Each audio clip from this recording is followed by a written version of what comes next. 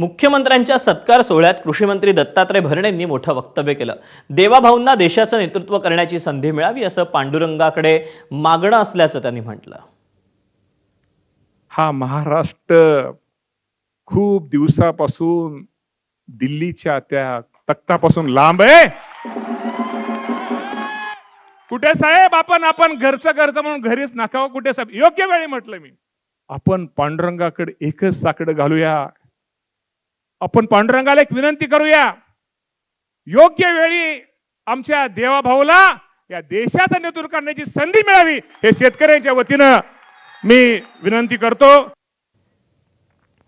या कार्यक्रमात बोलताना मुख्यमंत्र्यांनी उद्धव ठाकरेंचं नाव न घेता टोला लगावला। मीही शेतकरी आहे, शेतात काम केलं, एखाद्या खोलीत बसून निर्णय घेणारा मी नाही असा टोला फडणवीसांनी लगावला। पाहूया।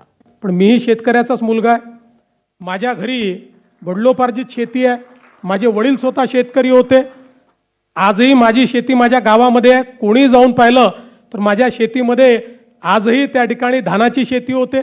जवळपास वयाच्या 25व्या वर्षापर्यंत वर्षातले 3 महिने गावी असायचो। वर्षातले 3 महिने मी गावी असायचो।